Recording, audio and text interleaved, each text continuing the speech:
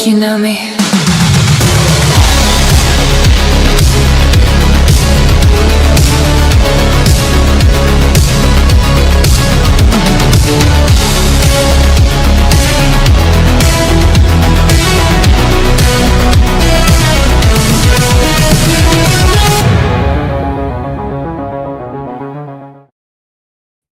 Hey guys, welcome again to After the Slam podcast. This is episode 3. And we got a special one. Um, Controversial, but I like him. He's a very down to earth guy, knows his wrestling knowledge more than me. And, he's a dad like me. And we're just going to have fun today. We're just going to have basically talk about wrestling again. Last week, JJ Williams, half a week, I did my first interview with my father. If you saw any previews on the Insta and on the TikTok, that was in the studio, but now we're doing a live stream. But it is what it is. But again, I'm excited for this one. I got my questions already lined up over here. We got some icebreakers, and then we're gonna go into our wrestling fandom. So, ladies and gentlemen, let me introduce you to the man of the hour, DJ from ROC N Ropes. What is up? There he I love is. the intro. I love the intro. You saw the intro, the Body Slam intro. Mm-hmm. It's my 3 favorites. I was getting into the music in the background. I'm like, okay. I saw you dancing in the background. I saw you in the backstage area dancing. It's my 3 favorites, man. It's really it's Becky Lynch, because Becky's I don't know, I like her, so I like what she's doing. She's entertaining my eyes. So for me, I took the man name from her because I used to be named in spaces and stuff. I was named Pinky, and I dropped that because it sounded a little, a little office, just a little bit. I wasn't gonna say anything, in this environment. Exactly. In the wrestling environment, I don't know. People are saying, who's Pinky? It sounds weird. So I switched it to the man, and I took my real name, Alberto, and that's it. But it's not about me today. It's about you, man. Hey, it's better than my co-host. His name is just Ropes. That's his name. True, That's right? how everyone knows him. Hey, Ropes. How's it going? And he knows me as a bot. I don't know. Yeah, but he knew you for the longest time as not a real human being. I'm right here in the flesh, in the flesh. Like you. Ropes. Yeah, so for all the trolls who sit here saying I hide behind my account, here you are. There you go. And I don't even have to drop the F-bomb. I did the Stone Cold thing, so we're good. That's it, through Austin 316. All right, man. So I'm gonna do a couple of icebreakers. We're already 2 people watching. It's cool. It's a live stream. We're already live on TikTok and on YouTube. So I tried doing it on not TikTok, Twitter. That's what I'm trying. Twitter. You're good. So many social media platforms. It's hard to keep track of them all nowadays. Yeah, but again, after this, I break it down. I do my own my editing, and then I distribute it everywhere. And I appreciate all the retweets you do, my friend. Thank you very much. Oh, I always try to show everyone love, even though I come off like the biggest asshole in the world sometimes. Like people just think I'm Vince McMahon levels of mean, but if you're like a friend of mine, I'm the nicest guy in the world. It's just enemies who hate me. I think you're misunderstood. Extremely. Extremely.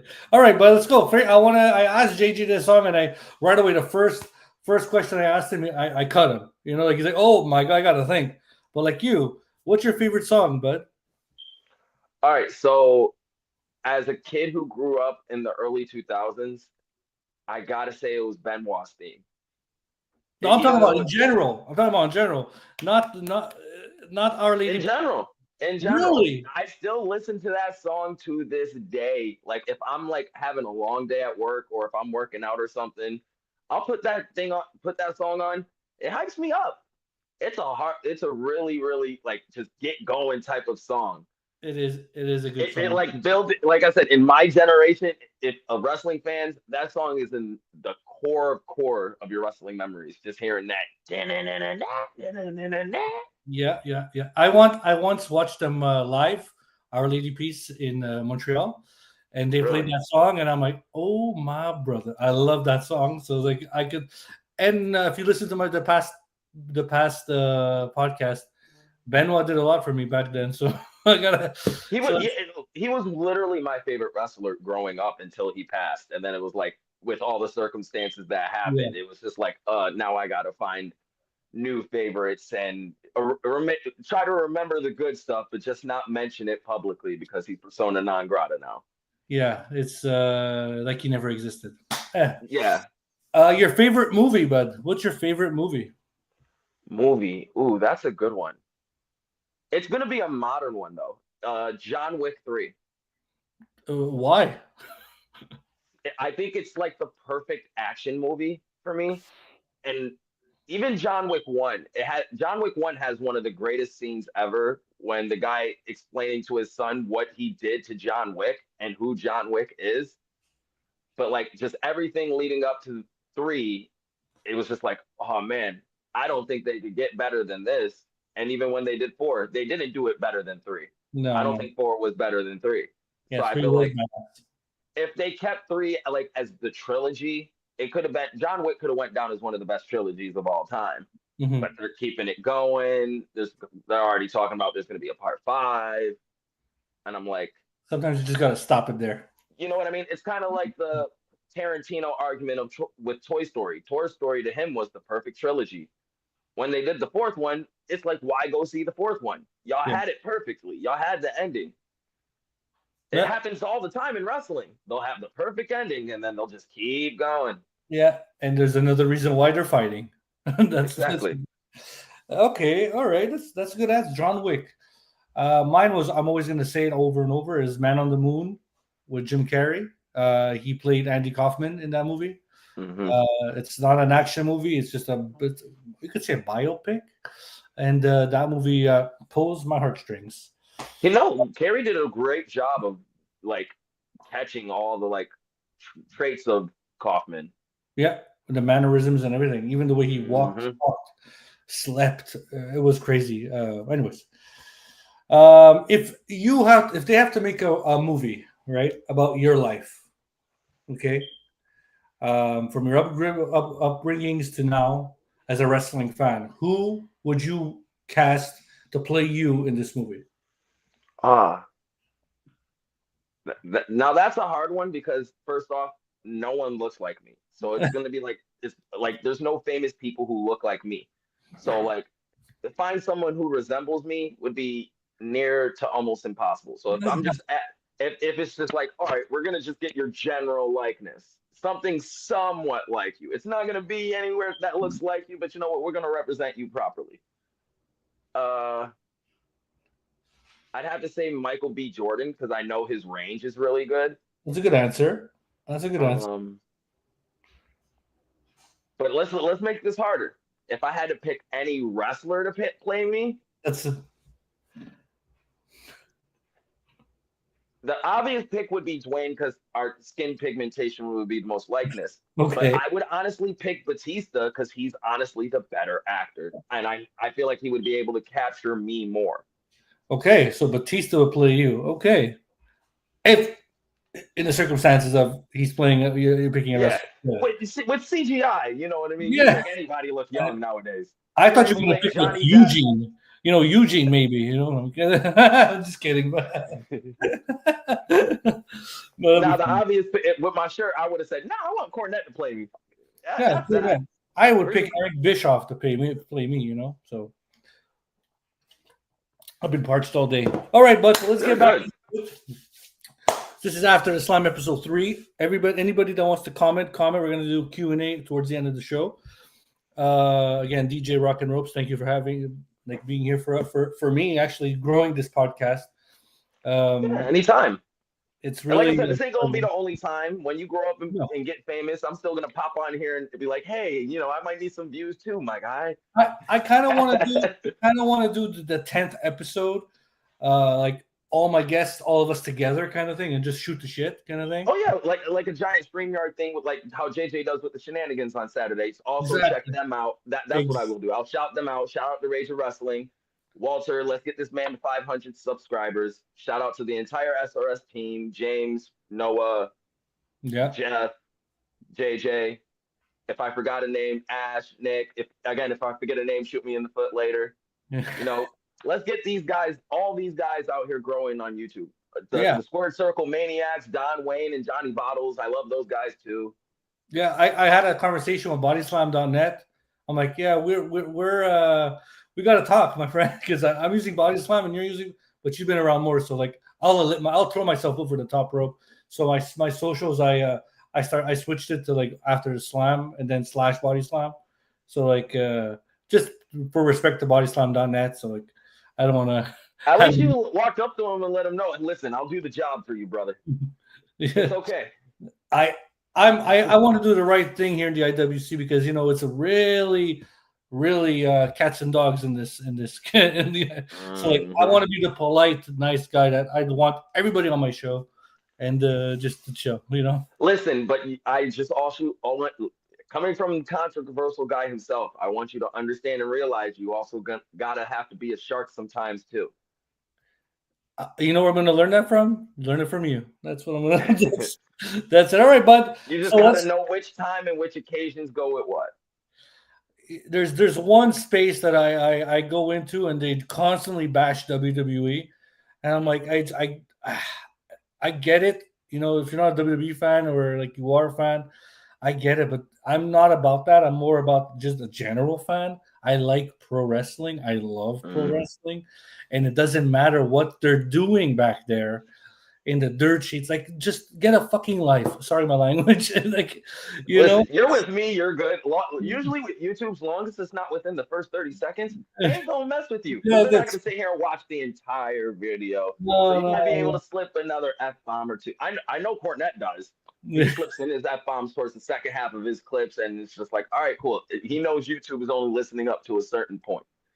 If I get Cornette on this show, I'm having you on the show at the same time. Oh, I will shoot. You won't hear me stop buzzing. Okay. All right. We're already 12 minutes in. I even asked you the first question, bro. We're just shooting. We're just having fun, just you and I. Go ahead. My bad. Let's go. First question of After the Slam podcast. When and how did you get into pro wrestling? So my earliest wrestling memory, I was probably like, I want to say 4.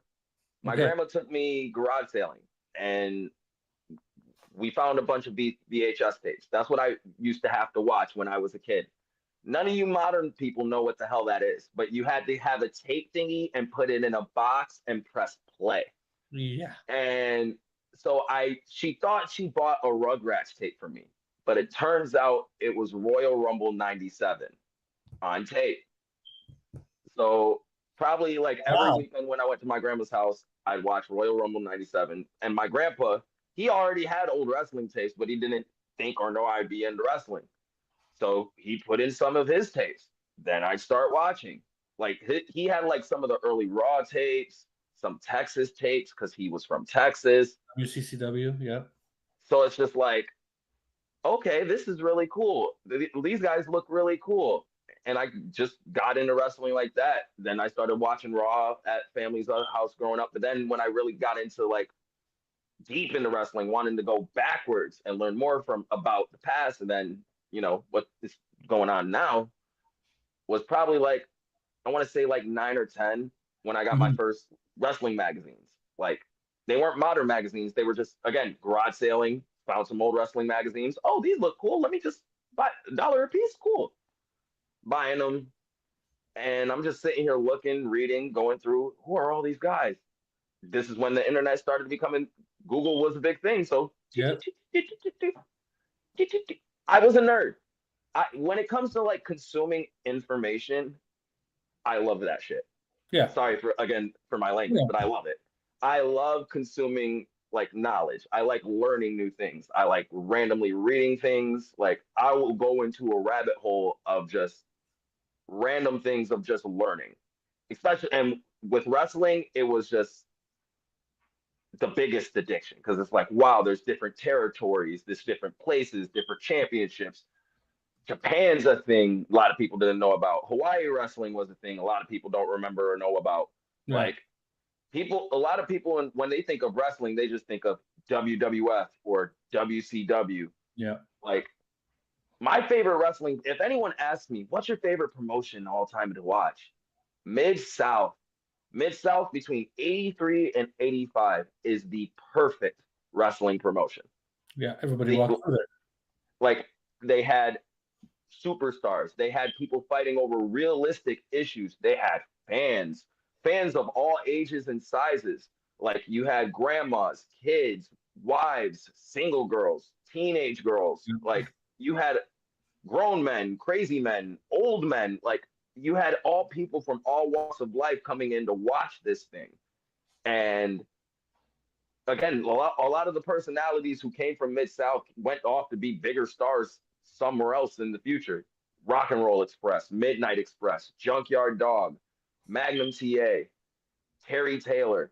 Like these are just notable. Dr. Death, Steve Williams. Like those are just some of the notable names I could come off with the top of my head. Hacksaw Jim Duggan. Like there were a lot of guys who worked the Mid South territory and learned the way of Mid South that helped them go on to flourish and have great careers elsewhere.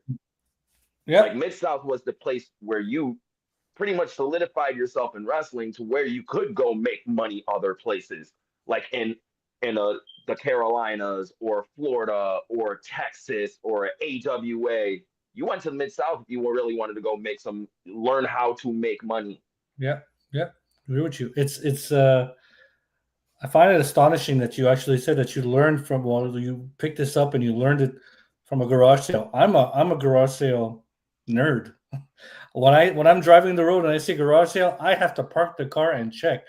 My favorite thing is when they're selling old figurines, like the big LGN rubber ones or the Jack specific bone crutchers. If they're selling those figures at a garage sale, I don't care how much it is. I'm taking them and I'm emptying your shelves. The one gold mine thing that I found at a garage sale was a raggedy old Nintendo 64 and had No Mercy on there. And that's awesome. I am not leaving this here.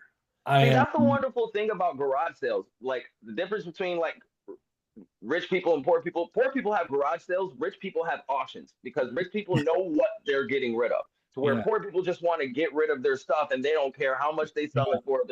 They'll sell something that will be worth thousands of dollars, like a Beanie Baby or something, thinking, oh, I'm just going to get rid of all these Beanie Babies. Turns out they had the rarest Beanie Baby of all Beanie Babies that they could have sold on eBay to buy their next house. Exactly. And they sold it at a garage sale. Like that's what you hear in a lot of these stories when people find these big, like valuable items out of nowhere. Like, oh yeah, I bought it from a garage sale from an old lady just trying to get rid of all of her son's things.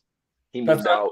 I tell people like from my age, 35 and up, I tell them, did you keep your Pokemon cards? You better not sell them Pokemon cards. I still have the original Burger King golden. It's either Burger King or McDonald's golden Pokemon card set. I have the full set. It's Charizard, Poliwrath, Pikachu, Togepi. Who are the other two? Mewtwo. I think it's Mew and Mewtwo. And I have all 6. Never touched, never opened the Pokeball, never opened the collective seal, none of them. Had them for probably like almost 28, 29, like almost my whole life because they were handed down from my grandpa. And I don't know how much these things are worth. They got to be worth like a couple $100. They're collectible items. They don't make them. You got to check it out. Like I remember my father, who was on the first episode, right? He told me growing up, he used to collect the Marvel and the DC comic books from when they were like 12 cents, Oh yeah, no, I didn't get into it that bad, but no, I used to have the entire X-Men collection, Daredevil collection, and Spider-Man and Friends. Okay, so he had them all, bro, and to the point that he said, if I still have these comic books today, we'd be living in a mansion. And just one of his comics told me it was worth over $600,000. And what happened was his mom was he got married with my mom and stuff, and he left the crates of the comics and the sleeves and everything is in the basement. And his mom, what is this junk? Just threw it all in the garbage. See, my mom did what I was saying earlier. She sold them at a garage sale, thinking, "Oh, he's into girls now. He don't need them." I'm like, he's into girls, and then like, I like girls, but I like my wrestling card. Okay, let's go back to the show. Oh man, it's good memories. Oh, good to know. See, I'm not the only one. I have a friend like you. Growing up, back then, let's say when you started, and you just said Mid South, who was your favorite when you started watching wrestling? Ooh. So I really liked Vader because Big fan of again, Vader. my first thing I've ever watched was Rumble '97. Yes. Vader was immediately wow, this big guy is really beating the crap out of these people. Knowing now how that Vader just works stiff as shit. Yeah. Like Yeah. he works stiff as hell. It was, So yeah, exactly. yeah. So, but Vader was one of is probably the first wrestler I remember getting into, like growing up. But favorite as a kid was probably the obvious Stone Cold. 97, like the one you won. He's the one who won that Rumble that year. Mm-hmm. Yeah, yeah. So Stone Cold Steve Austin was your growing up. So you started see me back then was like I said before, the previous pod was Hogan. I was a Hulkamaniac, so See, I'm not the guy to be preaching. I know that, but I mean, I'm just telling you my favorite. That's all I'm saying. He was a lot of people's favorites. You know, he started Just it not all. mine. He started it all. But I mean, it is what it is. But Stone Cold Steve Austin. The historian in me would sit here and tell you no. Bruno started it all. Yes, Bruno. Who else did that? Jesse Ventura. You know, there was all those guys before him. You know, what was it? It was Superstar Billy Graham. I get it. And Hogan stole a lot from Billy Graham. He stole it all from Billy Graham. Stole a lot from Billy Graham. I was gonna say, come on. Yeah, yeah. But when I started watching it, and my father put me on his lap, that's who was the first person that drew my eye. He was fighting Dino Bravo, and it was. And then the first WrestleMania I watched was WrestleMania 2 when you fought King Kong Bundy in that cage. Even though that match was crap, that's what it was, you know. So for you saying Steve Austin, I like that. But once you started watching Steve Austin, you got into like Steve Austin matches, did you go back and watch Stunning Steve Austin and some ECW stuff, or? So I didn't get into ECW until I want to say like the 20. No, it wasn't the 2010s. Towards the when end. they did the ECW remake. And I'm like, Oh. what's this ECW thing? Okay. You know, that's how I got introduced to ECW. You know what I mean? I'm like, wait, what? They're like, yeah, it was I thought it was like brand new. And then my friends were telling me, like, no, there was a whole older ECW a few years ago, blah, blah, blah. So once YouTube became a thing, it wasn't hard to look up some stuff. Yeah, I'm like, oh, wow, this shit is kind of crazy. Extreme. Especially, was it Sabu versus Van Dam? It was either Sabu versus Van Dam or Sabu versus someone. I want to say it was Van Dam. Well, they teamed a lot, Van Dam and Sabu, so maybe it was after, you know. I'm trying to remember. That was a super ding. Yeah, that's me. It's people. I'm getting information, you know. That's me. So I said, do not talk to me for the next hour and a half, and this is what I get. I'm trying to think. All right, so like, you think? Yeah, ECW wasn't really like much on my radar growing up as a kid. Like, I got into it later, and I wouldn't say I got into it. It was more learning purposes. You know what I mean? Yeah, you got to get your information. You got to get your due diligence and watch wrestling, because I've always said it. When I go to these shows or these arenas, I don't want to be the dumbass next to a smartass next to me. You know, I want to be the guy that can talk to him and actually we could educate each other than being the guy, oh, what's ECW? Like, I can't do that. Exactly. That's the thing I hate the most. I hate not knowing shit. Yeah. So that's good. Okay. Favorite WrestleMania, but from 1990 to 1990, let's say 2000. So 1990 to 1999. Forget about WrestleMania 1, 2, and 3. I don't want to hear that because, you know, WrestleMania is 1. Let's get it. WrestleMania 3. No, I was going to say, JJ already stole a lot of my answers last week. Yeah, but as soon as he said Savage Steamboat, I'm like, yeah, not allowed. It's eliminated. Boom. Even like, I don't know. As soon as he said that, I'm like, JJ, out of all the answers you had to give the favorite match. Like, that is the match. That is the match of WrestleMania. You get it, but I mean, it's you know what I figured a lot now is because it was the best match and it was and it stands to like the time today. It's becoming, and I might get a little ass chewed out of saying this, because we like it so much. It's becoming overrated. You get it? I'm trying to say it's becoming like, like, okay, pick another one. We know that's the best one. Pick another one. I don't want. That's the thing with Savage and Steamboat. You hear it all the time. The cream of the crop. Oh yeah. I get it, but I mean, I want to hear something else besides that. It's after the slam. I really got to think about it. Yeah, I want you to think about it. I want you to sit on your seat. Because JJ also threw out there Owen and Brett, which is a good honorable mention, but WrestleMania 10. If you want, I wouldn't put Owen and Brett up there only because it was a really good match. I'm not saying match. I'm saying Mania. I'm saying which Mania in general. Yeah, Mania. Okay, the whole Mania in general. Yeah, and it's from now to like 1999. No. From 1990s to 1999. Forget about like from WrestleMania 2000 and up. We know whatever it is. But like I want to know the vintage, the golden era. And if you say WrestleMania 7 or 9, I'm gonna laugh. No, I wasn't gonna say 9. 10 is good. Really? It's all right. You know what my favorite match on 10 is? Crush versus Randy Savage. Oh my god. I hated that feud so bad. I'm sitting here, I'm like, why? I don't know. Like, it just felt forced to me. It's just like, why are we having this? 100. It was just an add-on. It was just like, why are we having this? There were so many better things you can do with Randy Savage on this roster, and you're going to take him off commentary for this.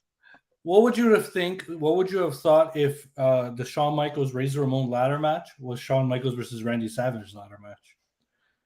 Oh, it would probably be one of the greatest matches of all time. Because I think Randy Hall is the shit. Like, he's amazing. Don't get me wrong, but Randy is much of a better worker, and he can work better with people of Shawn's size better. Like, it would be more like watching. How can I explain it? Who were two really guys, like good guys, similar guys who work together?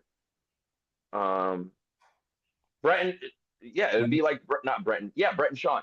You know what I mean? They're kind of the same size. They can do each other's stuff, make each other look good. I almost said Shawn and Owen for a second, remembering that. That's not actually a bad comparison.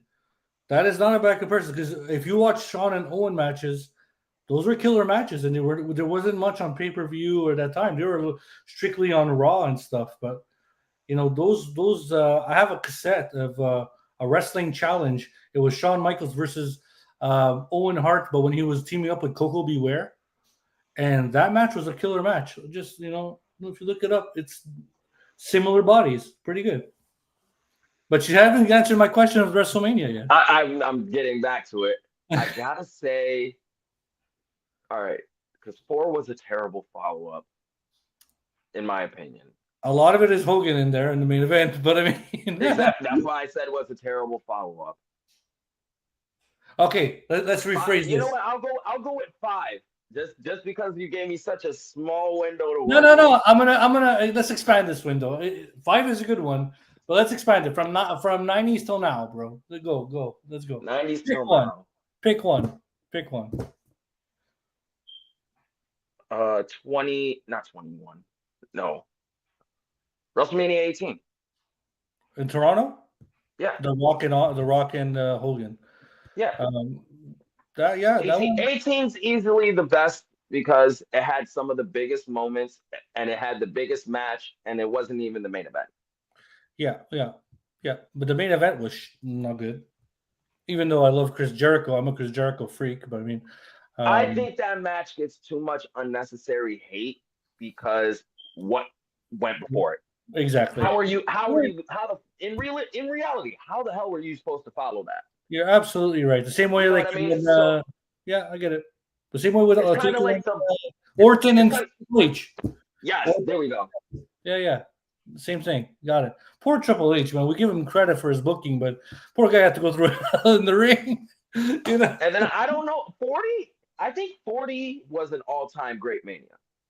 I don't think any Mania of the modern era can measure up to 40. 39 was good too. 39 was good-ish, but it didn't have the anticipation and build of everything around 40. Now, do you think Like they're still trying to recapture 40? Yeah. Do you think that was all because of Dwayne The Rock? It was The Rock. It was just all the stars aligning. It was The Rock. It was Roman. It was Cody. It was Seth. It was everyone. Jey Uso finally being the guy. Like, yeah, you know what I mean? The Yeet Man. Yeet was born. So like that launched his career to a new stratosphere.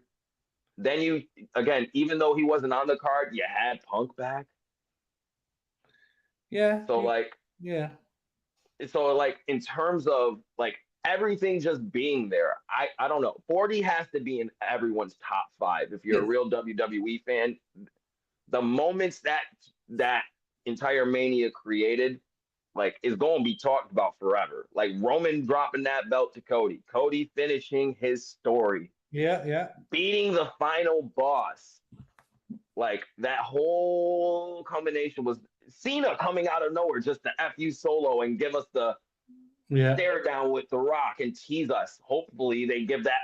Let's just hope he can do one more match with Dwayne. That's what I'm hoping. I'm hoping we can finish the trilogy. That's the one. That'll be the greatest wrestling one. What if? Can we get the trilogy? Speaking of that, Hannibal says XH definitely should have had Hogan and Rock in the main event. Manis, hey Hannibal, we agree with you 100% for that one, buddy. And speaking of The Rock and Cena, if they're gonna put rumors are saying Gunther and Cena, this is where I might switch to AEW on the daily because don't get my co-host started with that one. Ropes is already, that's a slap in the face. Edge, I don't like calling him Adam Copeland. I don't like anything he's doing over there. Edge, in my book, the Rated R Superstar was my favorite growing up. So if he comes back and faces Cena, that is a good replacement for The Rock. But The Rock is honestly, if Cena was to lose to anyone on the way out or beat anyone on the way out, that should be done. Should be him and Solo. Or Roman. He never got his win back. No, because he's already done enough jobs for Roman and tried to get Roman over so many times. Roman don't need the rub no more. You're right. Him and Solo only had one match where Solo won. Took Cena out, gave him the thumb, took him out for months, couldn't talk. Remember, Cena couldn't talk, did the one raspy promo and actually cut a really good promo, raspy. But like, Cena's comeuppance was coming back and putting Solo through a table. Never really got his win back. Do you agree on the fact of what they're doing with Solo now is not really seen for like when Solo beat Cena, Solo was a monster. I'm explaining to you why though. Let me explain to you why. It's because they got Jacob. Jacob is everything that Solo was supposed to be. Yeah. You know what I mean? They got the better version of Solo when they got Jacob. Absolutely. So you feel me? Solo had to sit here and kind of adjust and change his character because who they were trying to prop him up to be, Jacob doing that, running the ball with it, taking it home, killing it. Yeah. You feel me? Has gotten over like that. Yeah. And that's what they tried to do with Solo for 3 years. They did that for 3 years with Solo. All it took them was 8 months with Jacob. Yeah. And Jacob's a top merch seller. He was already a U.S. champion, one of the most over baby faces on that roster. Guys, forget that he was half a tag team champion. He was half a tag team champion until he gave it up to the Tongans. Right. Like, Jacob just does Solo's thing better than him. So it's like Solo has to find he has to get rid of that comedic thing. Solo has to stop being funny. You know what? That's what I'm saying. That's why he's trying to, be more of a character and less more of the street fighter that they tried to bring him in as. Okay. See, now we're talking wrestling, you and I, when really this show's about you. So we got to stop cutting ourselves off. We really got to talk about you, but no, it's my fault. I'm a terrible host at the moment. But I mean, I'm enjoying it. I'm enjoying it too. The moment I speak to wrestling with a fellow friend, a fellow wrestling fan, I'm done. I could talk with you for hours. So it is what it is. But are you enjoying yourself so far? Oh yeah, Here on After the Slam, hell yeah. like, I'm happy. Listen, lazy booking. Lazy That's what book. we're here for. This, yeah, fucking Jim For Cornette. Ooh, it's very good. lazy booking. All right. There's like three A's in here, so I gotta emphasize. So last episode, JJ I asked him a question of my favorite moment, and he told me a moment that made him cry.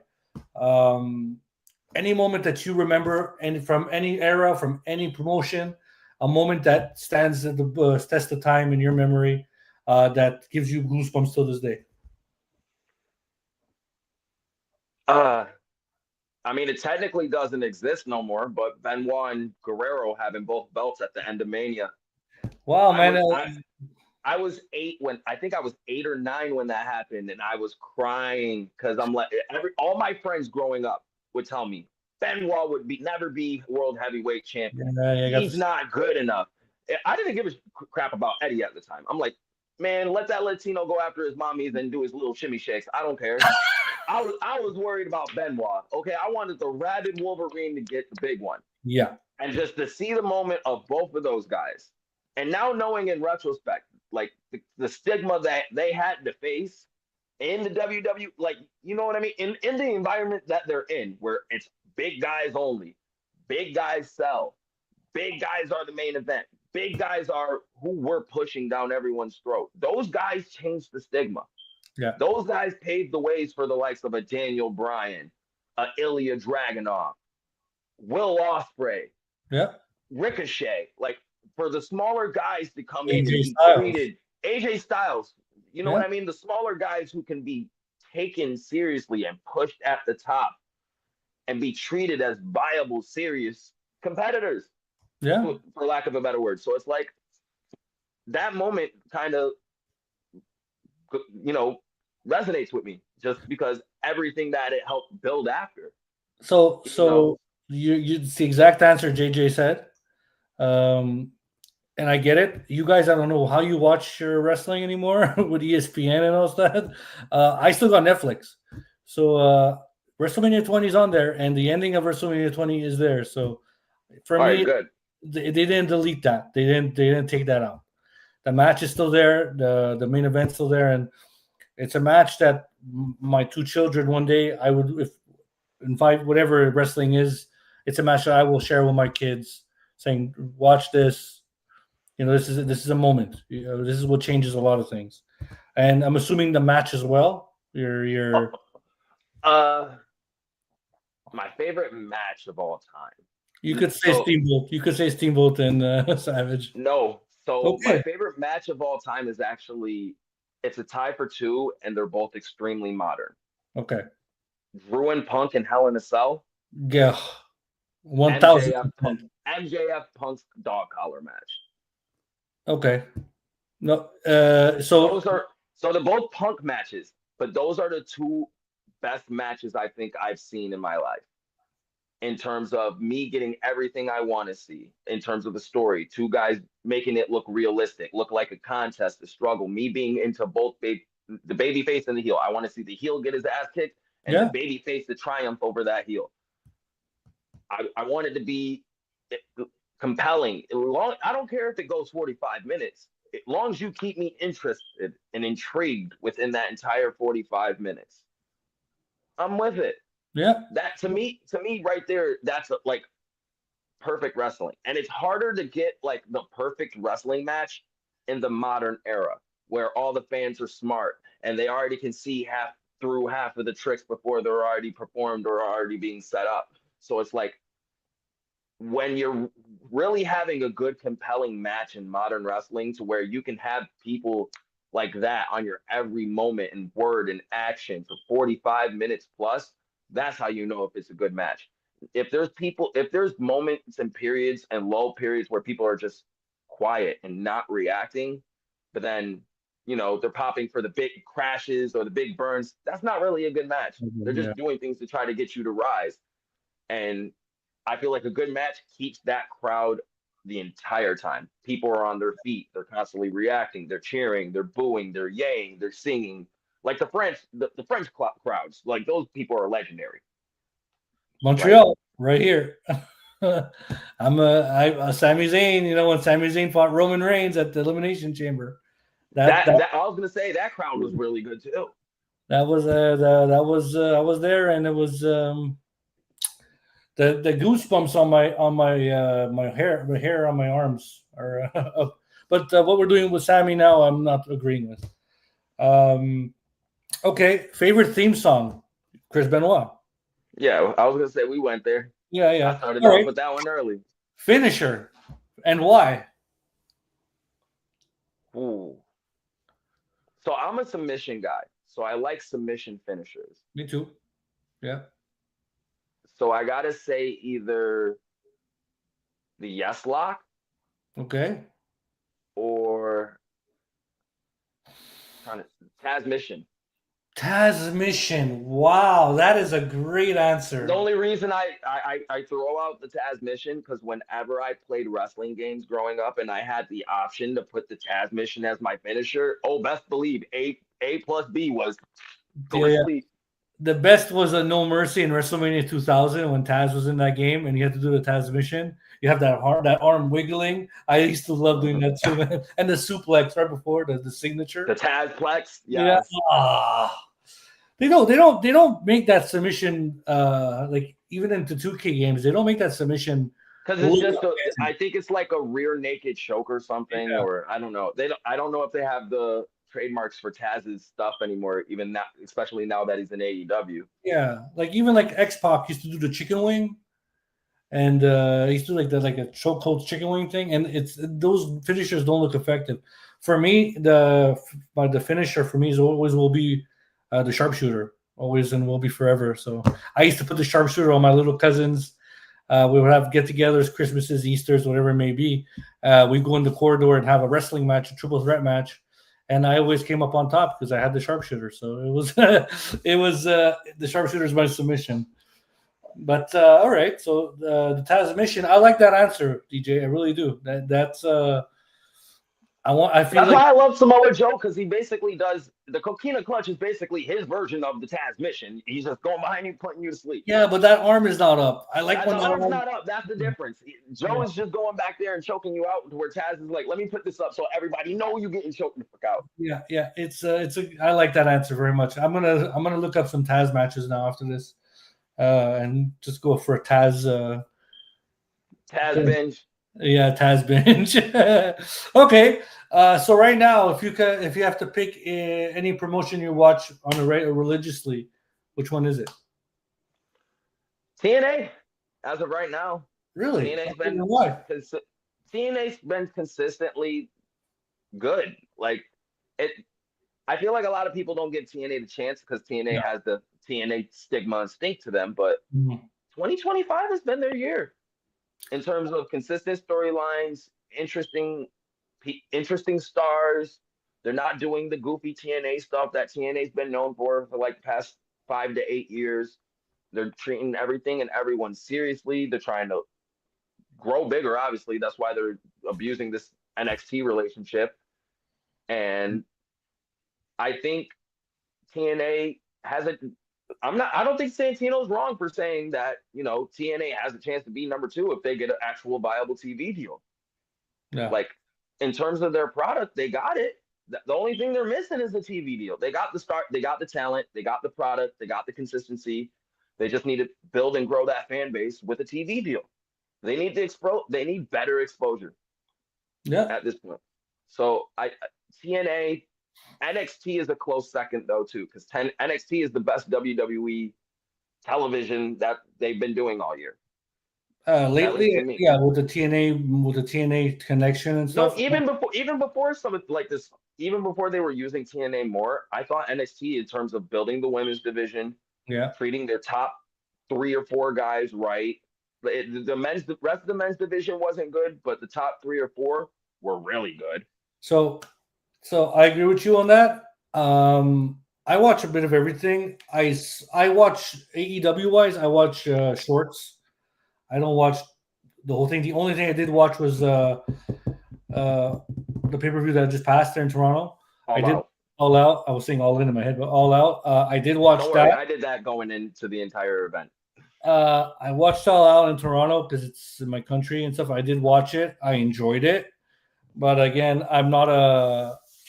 It's not my fault in a sense because I don't get much of AEW, but there's something about it that I'm not. It's not bringing me in, like bringing me into AEW. Like there's something about it that's still like I'm missing.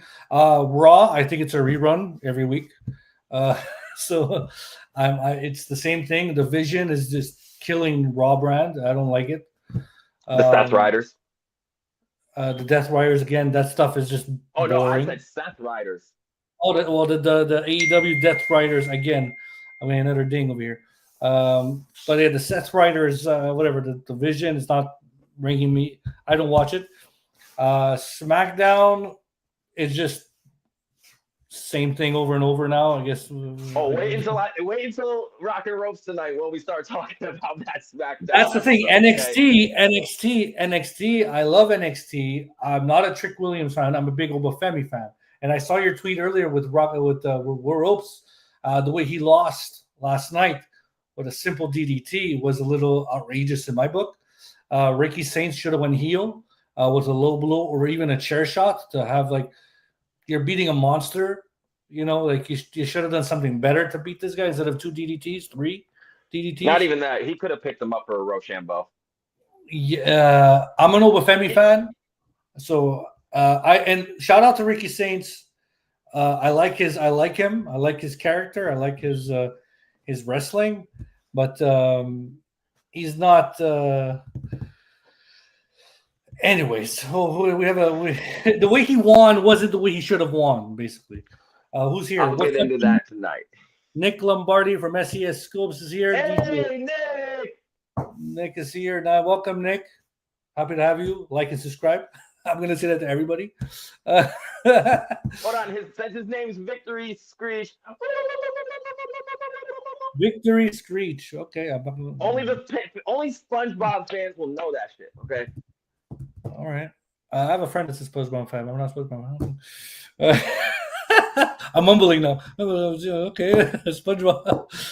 Anyways. NXT. I like your answer. Did you watch NXT Black and Gold era? Oh yes, of course. That's when I fell in love with NXT. Okay. My favorite thing about Black and Gold, before you even ask, I already knew where it was going. The tag team division. Tag teams were treated seriously in NXT Black and Gold. Yeah. Okay, that was the golden age, to me at least, for modern tag team wrestling.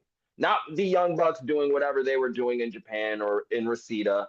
Not what the Briscoes were doing in ROH, no matter how good the Briscoes were, because the Briscoes were good. Don't get me wrong. Just that ROH tag division wasn't nothing on this Black and Gold one. You had Enzo. You had Cass. You had American Alpha. You had the Revival. You had the Ascension. Even the Vaudevillains. Lucha Dragons. The Vaudevillains were a solid tag team. Like, you had... Street Profits were there. Yeah. You had a plethora of tag teams, and not only you had plenty of them, they were all good as shit. You know what my favorite was?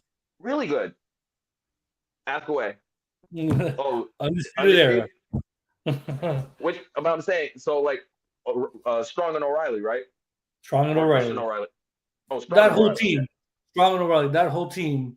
The four of them collectively, for me, made NXT a watch every week. I love that. My favorite tag team was American Alpha. Oh, hands down. They were, again, them and FTR could have a great match with anybody. Yeah. It was amazing to see. Like, American Alpha is the greatest what ifs of all time. If Jason Jordan never gets hurt. Yeah. Oh my God, the places that tag team could have went. No, well, I don't know. They were going with Jason Jordan doing that Kurt Angle son thing. They said they ended it quickly, and they're dumb for that. But thank God. When they're dumb because they chose the wrong guy to be Kurt's son. Yeah, the wrong guy. Like, exactly. So and they only chose Jason Jordan as a rib to Kurt because he likes black women.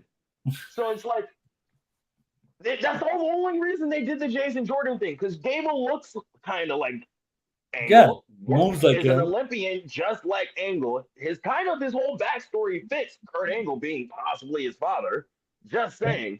But no, yeah. we're gonna pick the light skinned guy because he, you know what, he has a nice jaw, and we know Kurt has a thing for black women. Fucking shit.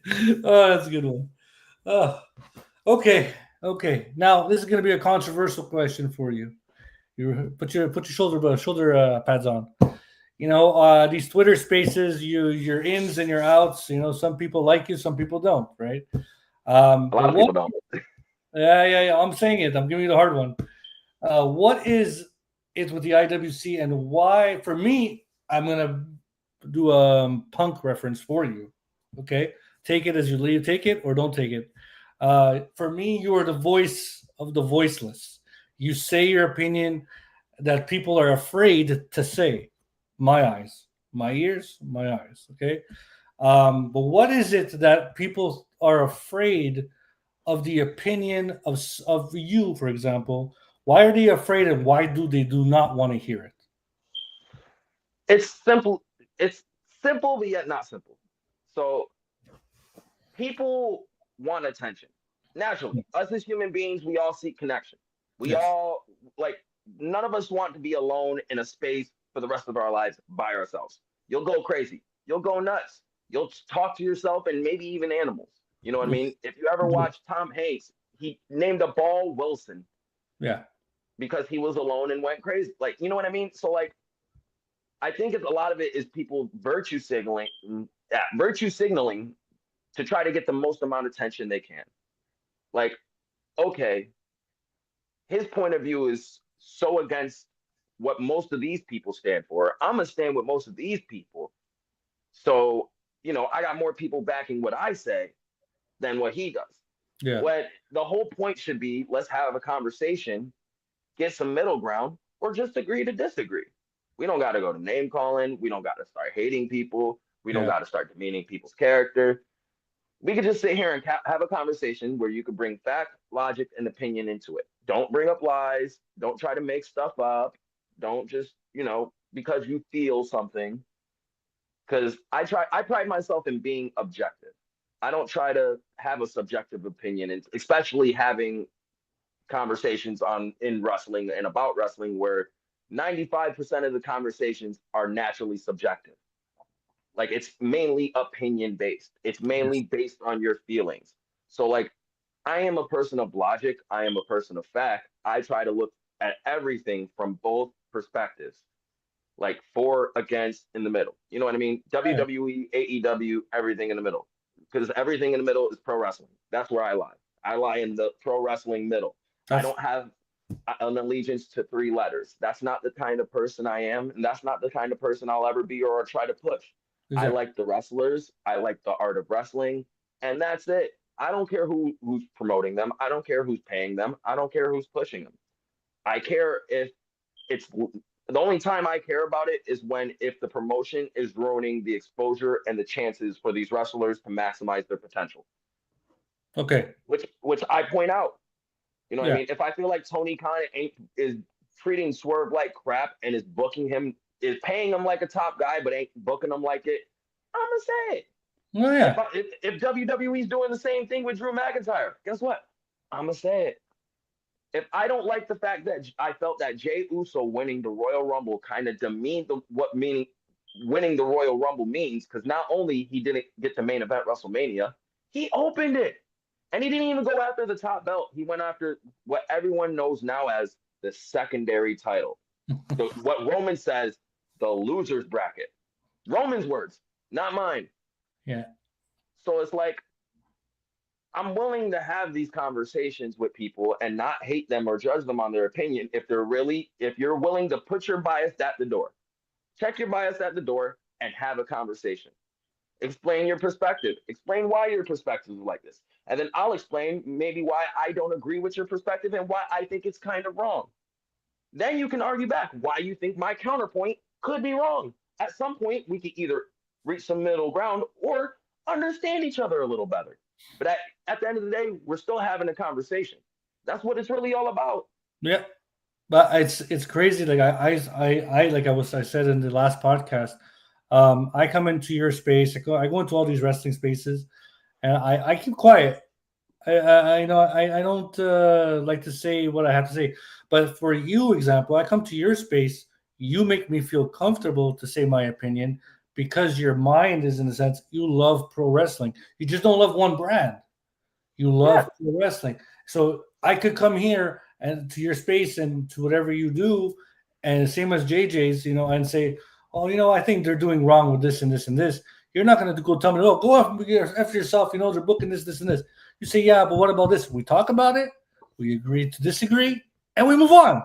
Yeah, This, look, usually a lot of people think I just like hate AEW or something because I have a lot of strong criticisms for them. No, whenever I criticize AEW, I always point out the fact after what I think they could be doing better. What do yeah, I not like and what they could be doing better. but It's what not you just I do, hate it because it exists.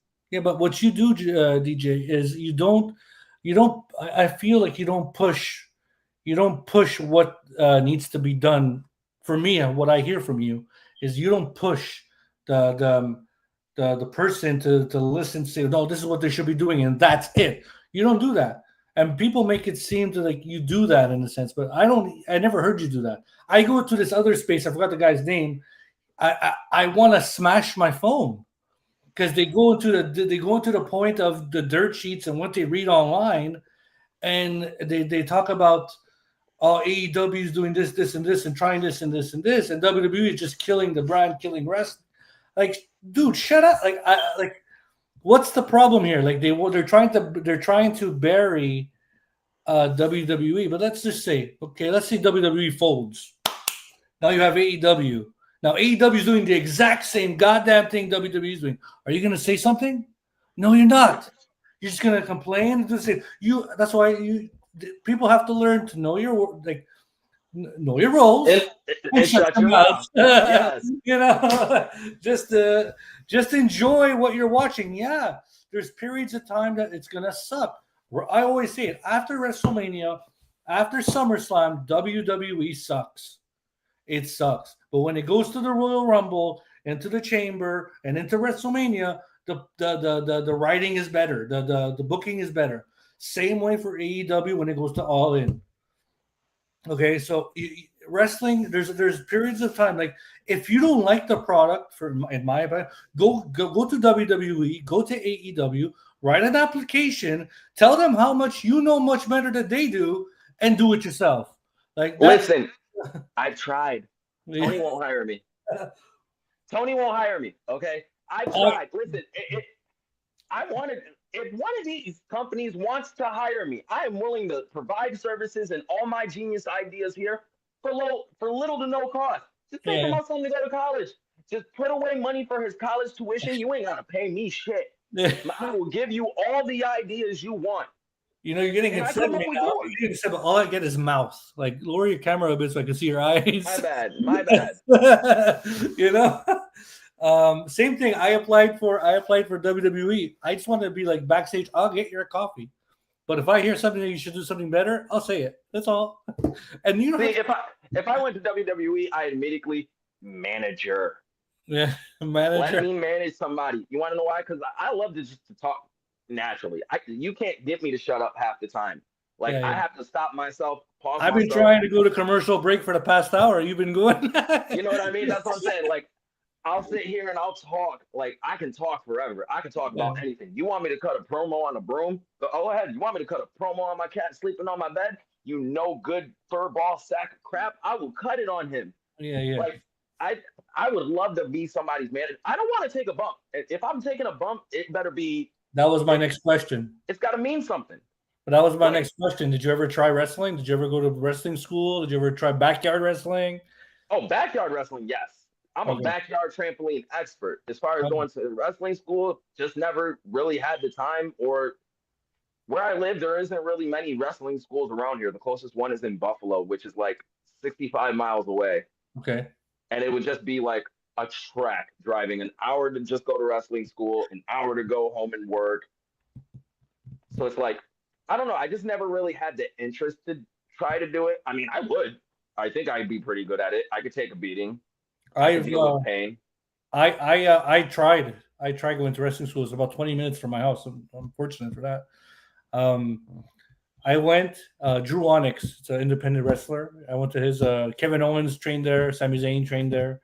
So I went to hit that one there. I did private sessions with him. This guy made me throw up in the bathroom at least 17 times in one session, and I said, it's not for me. So yeah, that's what they try to do to a lot. See, and I'm worried about that. Like they try to listen, we gonna make sure you don't want to do this, because if you really do want to do this, you gotta be sure. You gotta be a glutton for punishment. And I'm like, I'm not really a glutton right now.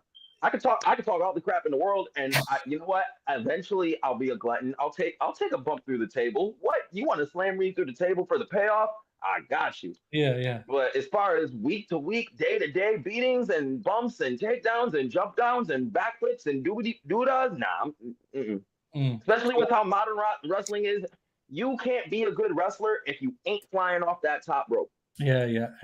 Well, how about like Montez Ford flying off that top rope? You know, that looks good. Did you see him taking that one bump, jumping out the ring, flat back on the ground, hitting that metal? Yep. Not gonna be me. No. I tried refereeing. I did a referee. They just to be in the ring and stuff, and to take a bump, and it's not that hard.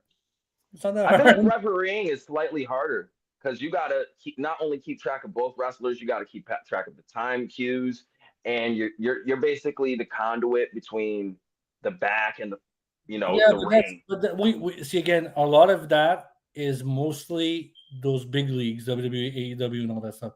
The independents, they don't have that. They say you got 20 minutes, you go 25, you got 30. It is what it is. You know, there's no referee that has that earpiece. You know, if you look at GCW, look at maybe they have somebody, but they don't really have it. You know, like it's take your time, do the show, and enjoy it. Okay, I'm gonna need a commercial break now. Get myself a little Sprite. You're good. I'm probably gonna go grab me a water real quick too. Get yourself a water. Do you have a minute? You have 1 minute because the commercial is 1 minute. It's gonna take me 30 seconds. So bodyslamapparel.bigcartel.com. By the way, once this launches after this show, you will have a sticker of your PFP on Body Slam Apparel. So if anybody wants to get a sticker of DeeJay ROC N Ropes, it's a $5 sticker. But every size, your most profitable sticker ever. It's you could have a sticker, even put it behind your car. Boom. So we'll be right back after these brief messages.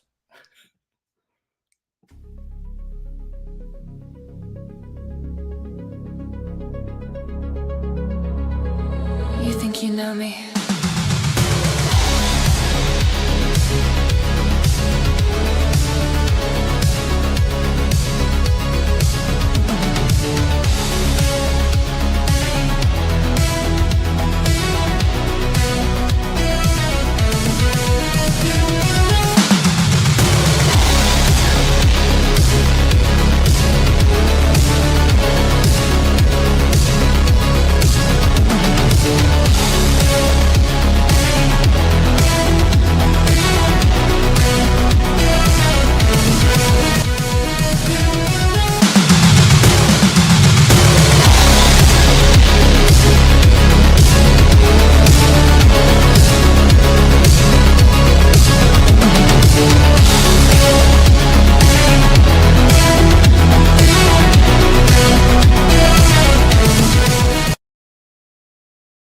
And we're back. DJ's in the back. I see him there waiting. That was the commercial, guys. BodySlamApparel.bigcartel.com. We basically do sell a lot of vintage shirts just like this one. Bring home the action. If you guys remember the little figurines. Oh, I don't know if there we go. You know, this is a pretty cool shirt. I'm plugging it because this is what they do, guys. You got to plug your stuff. Also, just recently over the weekend, I learned how to do it myself. All these podcasts are audio, video. They are going to be on Spotify. So if you're driving and you want to listen to DJ's After the Slam podcast on the way to work, coming back from work, going to your girlfriend's, going to your mom's, going to your mistress, whatever you might be, listen to the podcast and rewind. You could just watch it and go After the Slam on the Spotify, and you'll catch it there. So yeah, let's bring back DJ up to the stage. And there he is. All right, DJ. I saw you running back. I saw you groove into the song. Yeah, Good I'm, music, man. I'm actually getting an actual. I have a friend. His name is Mose Calloway. He's gonna do me a song for my intro. I told him to incorporate CM Punk static. I told him to incorporate the man has come around, and I told him to. Do you think you know me? Those are my three favorite wrestlers today. So it's all into one. After the Slam is a big deal for me. So yeah. All right, back to you. Back to you. You said it earlier. Back to the start of the show. Back to the main event. You said you went to garage sales and stuff, and you got into wrestling that way, and I find that astonishing. Was there anything you would when you started watching wrestling? Did you collect anything afterwards? Like you needed to go to that store to pick up action figures. Action figures. I had probably too many action figures. There's never probably too a giant fish tub worth.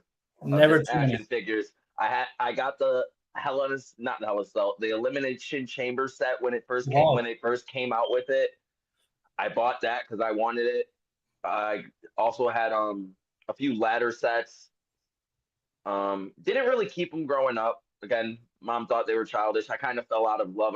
Everyone has that small period where they probably fall out of love for wrestling, and they don't keep track of. Yeah. You know what I mean? They don't keep track of it as much as they used to. So like, I got rid of most of my action figures. Started getting them now for Aaron because he liked playing with them as toys. Doesn't know them for who they are, but he likes the toys now. So I've been getting him a lot of wrestling action figures. He's got a Brett. He's got Sean. He's got Drew. He's got Punk. He's got who else? Umaga. I found an Umaga one at a garage sale. Oh wow. You like them garage sales. I love it. Oh, I take them to them religiously because we live right down the street from the suburbs, so they always have them all the time. So basically, you grew up with the Jack Pacific. Did you go with Did you ever get the Bone Crunchers? Or oh no, those were like Steve Austin, Bret Hart, Shawn Michaels, Undertaker, Goldust, Razor Ramon, Diesel-ish. No. Those are the ones that I go on Facebook Marketplace. I go to garage sales. Those are the ones I'm searching all the time. The Bone Crunchers were my favorite line of action figures. There's a guy out here who sells like a bunch of wrestling action figures and memorabilia at like a flea market out here. Okay. Just every Sunday he's out there, sets up a giant setup of just wrestlers. He has a few title old title belts. He has the Cena spinner belt. Yeah, he just goes out there, sells all of his wrestling stuff, talks to people about wrestling. I think he also has the limited edition Matt and Nick Jackson figures. Okay. That first came out for AEW. Okay. Oh yeah. Those the hard ones there. They're like these stay like this there. Yes. Okay. Yeah. Okay. So that so you were track specific with the figurines. I basically collected the Bone Crunchers and growing up, doing all that stuff, and then the same thing. Once you got that girlfriend, 17 years. Don't laugh at me, people. I collected toys till I was 17. Ain't nothing wrong with that. There's people under 30 still doing it. I got the girlfriend and didn't think it was. Oh, I don't need to have them. But I had a bucket. I just gave it to my neighbor's kids to say, "Oh, have fun with this." I regret that till this day until I had my own kids, But now I'm slowly collecting them again. I told my wife. I told her, and I said this in the previous podcast. There's wrestling, and then there's you. So it's wrestling for me is in my blood. I was raised on pro wrestling, and nobody is going to stop me from doing anything related to pro wrestling. I love my wife dearly, but wrestling is my life. Yeah, no, respect it. We got 8 viewers here. If any of the viewers are still watching or they're like doing something else, well, hit the comments. I'd like to have DJ answer any of your questions for him. At the same time, we're gonna answer this question, and we're gonna wind up. There's already an hour and 10 in here, and you have a show coming up in about 10 minutes. Right? Am I wrong? Oh no, we got till 6:30. Okay. Well, I was gonna say for at least for my show, you were okay. down. So your show's Like important I too, said, I because I gotta told. go in there. I was gonna say, I told you I made sure we had more than enough time for you today. If I Okay, gotta but push them back, I push them back. That's the cool thing about it being my show. I make yeah, the but rules. I want to be on your show. I want to be there and listening and talking and see what I want to hear what you and Ropes and everybody else on that show is gonna have say about last night's shenanigans, if you will. But okay, so to wind down a bit, I'm going to ask you this question. I ask every guest I'm going to ask: where do you see pro wrestling in the next 10 years? So I remember you asking JJ this question, and I'm like, yo, damn, that is such a good question because it's like it depends on a few things. It depends on if WWE is going to continue, you know, trying to just go for the biggest buck, and if Yeah. WWE currently keeps going on the trend that they're on, I can see AEW potentially making a small comeback, getting some of the goodwill of, the casual wrestling fan. Um, but it depends because WWE right now is doing everything in their power to become mainstream again. And like mainstream to where they were in the Hogan days Oh again, to wow. where wrestling is the biggest, sport out there. They're catching up to NBA numbers. They're already pretty much up there with most MLB numbers. Football numbers, nobody is going to touch. That's like No. football at the moment is in its own stratosphere, especially for the Super Bowl. Like that's the biggest event every year on television. Yeah. So like if WWE does what it can to give wrestling the sport further exposure and keep helping companies like a AAA, a TNA, eventually when they start getting a foothold in Japan, maybe they can, you know, broad the wrestling net to where more people are interested into it as a mainstream. But I can also see it going the other way where WWE is, going sole sports entertainment, you know, Mm-hmm. it'll always be the AEW versus sports entertainment kind of like outlook on wrestling. So it just depends on how this quote unquote tribalism war goes. You know what I mean? Like if it dies down, if it goes away, if people just, if one of these companies don't exist, God forbid, because that's not what I want. I feel like more companies is, a better flourishing wrestling business. Wrestler, you know what I mean? Wrestlers just working at one place or having one place to work ain't good enough. Ain't good for the business. The business No. is always better when there's two at the top, not just one. So it's really kind of a catch 21 because it could go either way, but there's so many different factors playing into where wrestling can go.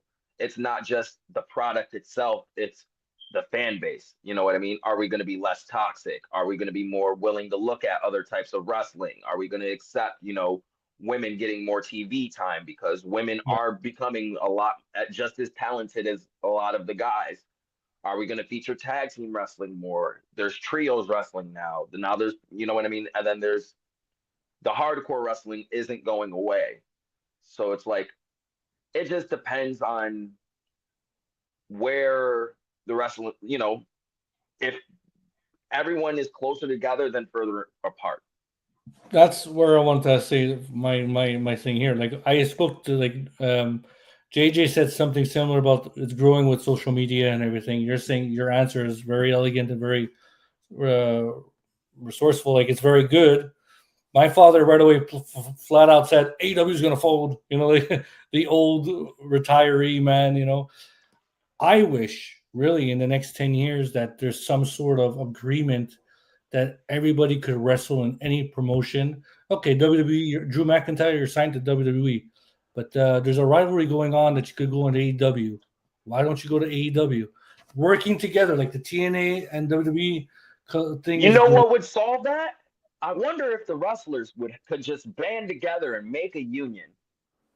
to band together as independent contractors and force these promotions to not make them bend the knee to them, to where the promotions are making millions and billions of dollars off of these wrestlers' names. And if they just unionize, they can work wherever they want. Because guess what? They're independent contractors, Yeah, but not employees. when you unionize, this is very much Jesse Ventura talk. When you unionize, you all get paid the same pay. So you're looking at CM Punk as a headliner right now, right? Let's just say, and you're looking at a Lee Moriarty in AEW. They're getting the same pay. Is that going to work out? No, it's. But again, you got to look at WWE has Punk now, right? Now Punk doesn't want to work for AEW ever again. That's chill. We know why. We've seen the video. But what would be really cool is having like something like a Seth Rollins pop out of nowhere and Dynamite stomp Will Ospreay, and we have a Seth Rollins versus Will Ospreay match at a Forbidden Door one day, and that's all right. It's okay. Seth Rollins is getting paid from WWE. You know, it's okay. No, in reality, though, when all of these wrestlers technically are independent contractors, they should be able to work wherever they want, whenever they want. Yeah. If we're using the word independent contractors, but they're not treated as independent contractors. They're treated like employees, but paid like independent contractors. Yeah, because there's a clause in the contract, right? There's a clause. You know what I mean? That's the only reason I'm somewhat for unionization, because then at least it's less ways for the wrestlers to get effed out of their money. You feel me? It's a lot of wrestlers saying, "Okay, I'm done with wrestling." That's the case. But at the same time, it would also, like I said, if everyone banded together and tried to take care of this quote unquote wrestling fraternity, and wrestlers weren't just naturally selfish, I think it could work. But it doesn't work because everyone in the wrestling business is taught naturally: look out for number one, look out for yourself. It's a dog eat dog world, and you're wearing bacon pants. So. Yeah, we're wearing bacon pants. And that's how we're going to end the show, guys. Bacon pants. I like it. Okay. But, I understand, but it's a good answer. And I appreciate it. And again, DJ, I appreciate you. We're going to end it off. It's already 20 minutes advance of my time. So you're good. Thank you. Hopefully we can get a part 2 in here somewhere. Part 2 for sure. I have JJ as a part 2 as well. Everybody is going to be on here. I want part 2s for sure. I have another episode next week. I just got confirmation that Hannibal's going to be on the show as well. Hannibal Scores, so he's going to be on here. Ooh. That's going to be fun. I'm getting some big names. I'm getting some wrestlers on here too. Okay. Not knowing about their, not really talking about their wrestling career, more about their fandom and how they started to like wrestling. So that's my basically topic of this. After the Slam is basically the fan. Before you were a wrestler, you were a wrestling fan. So I want to get to know that story. So I got some wrestlers. I got some big names coming up in our space that we usually go to. I'm trying to ease my way to get some Karrion Kross, guys. I got Karrion in my DMs, so I'm trying to get Killer Kross. We working on that too. Ropes, he's following Ropes, so he's following me too. He's following Body Slam. So no, we gonna use that ROC N Ropes plug too. And or Scarlet. Okay, we might get both of them on the space. Okay. So who's following me and he's one of my favorite wrestlers, Chris Jericho. So, if I get Chris Jericho on the show. Get Jericho on here. Get Chris on here. They'd be Just don't ask him any NDA questions, please. NDA questions? No, I've been asking about his. No NDAs. No contract, buddy. No contract. No contracts involved, okay? No. I just want to know, what were you doing in Winnipeg in that snow? How'd you learn wrestling, buddy? Where'd you go for those 6 hours you were lost in Oklahoma? Exactly. Did Rhino really spear you that hard? Jesus. Anyway. Was it really a comedy bus? But when I met Chris Jericho the first time, I was wearing a pink shirt. I'll never forget. I said it in my dad's podcast. I was wearing a pink shirt that said "Real men wear pink." Okay, and I was there with a signing. I got my little Chris Jericho picture, my 14-year-old self, all excited to meet Chris Jericho. This is actually Jericho when he was rival. He had he was leaving WWE the first time when he fought John Cena at SummerSlam. Okay. Bischoff fired him and all that stuff. Like that part of Chris Jericho when he had that little fuzzy hair over here. So I met him at a music store. I bought the first copy of Fozzy. I had that, and I had a Jericho thing to sign. He signed it. He looked at my shirt. He's like, "I like your shirt. Take it off." I was like so scared of the guy. I'm starting to take off my shirt for him and everything. And he's like, "Nah, man, get the hell out of here. I don't want your shirt. You think I want your sweat on me, kid? Get the hell out of here." I'm like, "I like you. You're forever my favorite. Bye-bye." And I left. So yeah, that's my See, if I ever meet Jericho, I'm just gonna walk up to him, and if you know anything about the Jim Cornette Dairy Queen incident, it all started because Jericho said to the lady, "What, does this look like a fucking comedy bus to you?" Yeah. So I would walk up to Jericho and just ask him, "Do I look like a fucking comedy bus to you, huh? He's Does like, this "What? look like a comedy show?" Yeah, what?" He'll Anyway. probably look at me like, "What?" I'm like, "Just know your trips to Dairy Queen are legendary, kid." Yeah, I do a lot of drawings. I draw a lot, and I do a lot of drawings for Chris Jericho, and I send it to him, and he retweets it. He not retweets it, reposts it on Instagram and stuff. So like, it's on his feed That's all dope. the time. So like, I always say mentions. If Ooh. you go to my Instagram, if you go to my mentions, I got Cross, I got Finn Balor, who just met. I drew Spawn and Finn Balor together. Oh, Like you got to send me that. a half, and Finn Balor liked it. And he it was the first like of the post. So I'm like, Jesus, that's cool. So I Out do a here lot. vanity searching. Yeah, He was out there vanity searching, looking up his name. Let me look up Finn Balor today. So, oh, that's a nice picture. exactly. So they're there. They're looking. They're watching. The wrestlers are watching what we're saying. They say they don't, but they do. Oh no, I listen. We know Tony Khan and half of AEW are active listeners of Rock and Ropes. So I'm pushing it. Really? I know I made it. I know I made it. Oh, so what I got. So what you're telling me? I got a celebrity on my show? Damn. You got the celebrity on your show. Let me stop. Oh, listen, you got the celebrity on the show. I love it. That's the confidence I like, man, about you. That is great, man. That is awesome. And now what you're gonna do is once this is on TikTok, on Twitter and stuff, you're gonna repost this so they can watch it. Yeah, I got you. I know. All right, DJ. Thank you again. Rock and Ropes, DJ. After the Slam, episode 3, episode 4 coming up next weekend. Number 3. Episode 4 coming up next weekend at 4:00 with Carlos Estrada. I'm gonna. Oh, that's a good one. I'm gonna Carlos.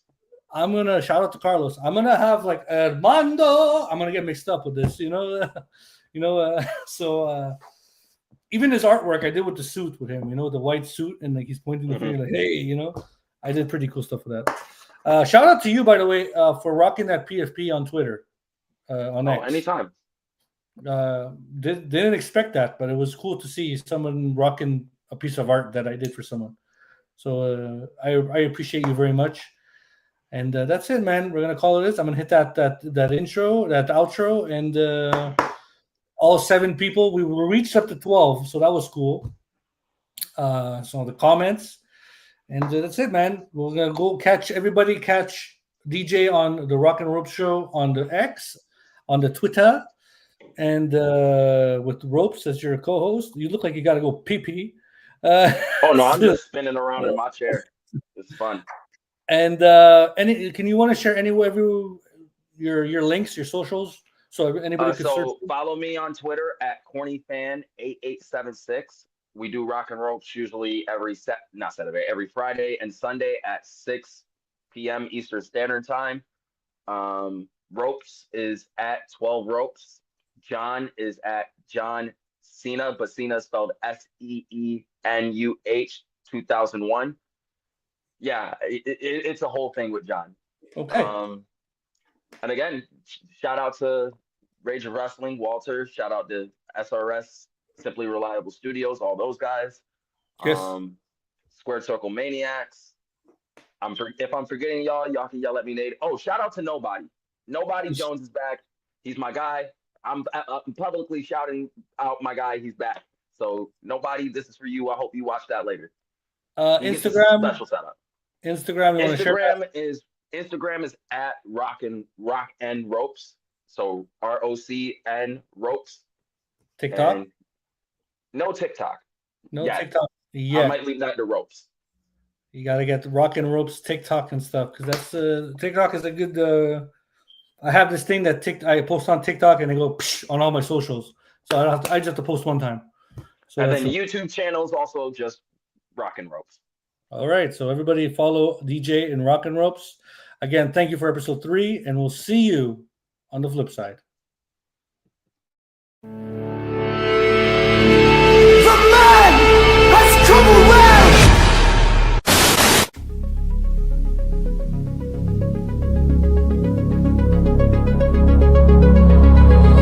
You think you know me?